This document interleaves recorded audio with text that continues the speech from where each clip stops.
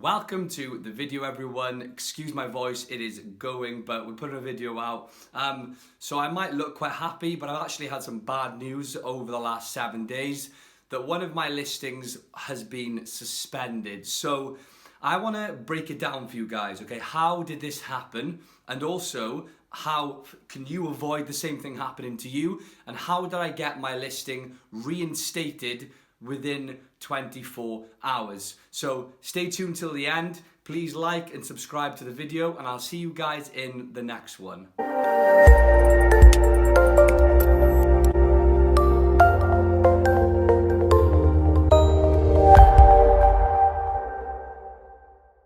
Okay guys, so we're going to jump straight into this one. I am going to put a screenshot up somewhere on the screen, I'm not sure where. It's going to show you the alert, the performance notification, the dreaded red flag that you get on your Amazon Seller Central to tell you something usually bad that's happened to you or a listing. Maybe not to you, to your listings. So I had a listing suspended last week. Now, the suspension was due to an issue that there was with my product. Now, funnily enough, over the past sort of 4 months, there's been a reoccurring theme, namely with students who have reached out to me with this same issue happening to their products, usually before, actually always before it becomes suspended, because you can actually intercept the issue at an earlier stage. I, however, intercepted it at a stage where the listing was taken down. So I want to break it down for you and explain to you firstly what it was, secondly how you can avoid it happening to you, and thirdly, how did I get my listing reinstated on Amazon. So I had that red flag notification, I believe it was about 5 days ago, to say my listing had been suspended. Now, when you have a performance notification about a listing, Amazon will send you a URL link within the performance notification, which redirects you to a separate template where you can see what the customer comments were about the product, right? So for me, the listing was suspended due to a returns rate being over 8% over a 30-day period. Now, that is high. Typically for my product, the return rate percentage is slightly higher than other people's, but this was significantly higher than my average return rate. So when you look at this template that Amazon sends you, you can actually see the feedback from the customers explaining to you what their issue was and why did they return it. Now, Amazon obviously give you this information because they want you to make amendments to the product or whatever it is that's wrong with the overall experience that the customers had. They want you to address it. Now, for me, I got 5 different comments that were left by customers. Now, 4 of those 5 comments were directly related to damaged packaging, okay? So the customer had essentially received the goods and the packaging was either ripped, I believe crushed was another word that was used, but there was an issue with the packaging, right? If you bought something and the packaging was completely crumpled or torn on the actual branded packaging that you've provided, with your private label product, you would be likely to return it because it looks damaged, so damaged or defective. So the reason that this happened was because in transit from China, from my supplier to Amazon FBA, there was clearly damage that occurred on that journey, whether it was someone dropping the box or it got caught on something when it came out of the lorry, or it was damaged when it went into FBA, which is less likely, I believe, based on my experience. Something was wrong with the product. So I knew immediately what the issue was with the reason behind the listing being suspended. Now, this coincides quite well with a lot of contact I've had with students over the last 4 or 5 months, explaining to me that they have had issues with their product condition. So products have arrived and they are damaged. Namely, the packaging is damaged. In some instances, it's sort of, gone so deep into the packaging that it's affected the product. Now, when you spend so much time sampling and making sure that your product is perfect and doing everything right, it seems a real shame that you get let down just in a week of a product being delivered, which you'd think would be the easiest part, right? Boxing it and sending it into Amazon or to you at your home. That's the easy part, but it seems that this is the part that lets a lot of people down. Myself being one of those people who's fallen victim to this over the past week or so.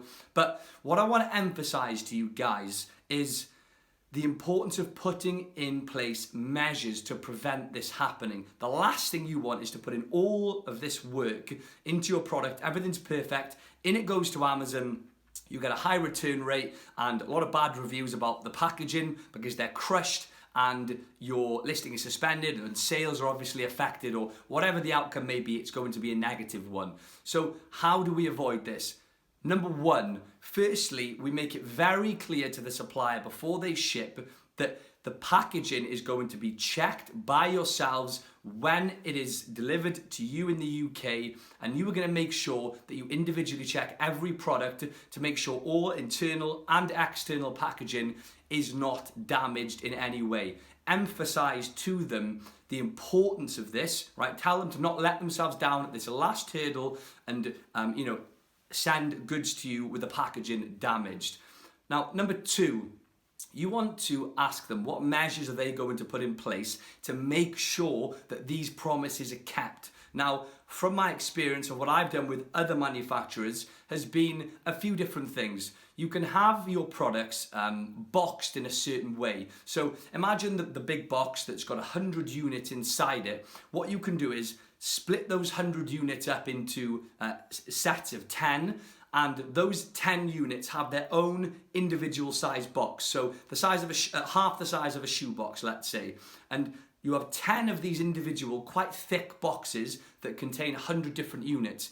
Now, all of these 10 boxes go inside a bigger box, which is also double boxed. Now, it seems excessive, but I promise you there's nothing more annoying than waiting 5 weeks and your products are delivered, you open them up, and 10% of them have been damaged from a smash on the side of the box because it's literally just been, the box is put straight into a one layer box that's only half a centimeter thick. If I went like that into that box, it's going to damage the cartons inside. So extra protection for your cartons internally and externally, and you can also use bubble wrap as well. Now, you might think this is a super simple, topic, but it's so poignant at the moment. I keep hearing it time and time again. Students who've waited weeks and weeks and weeks, products have arrived, they're perfect, but they've been damaged. So make sure you do those two things. You can also have an inspection service with Alibaba. They offer that service. You can actually have them inspected before they leave China.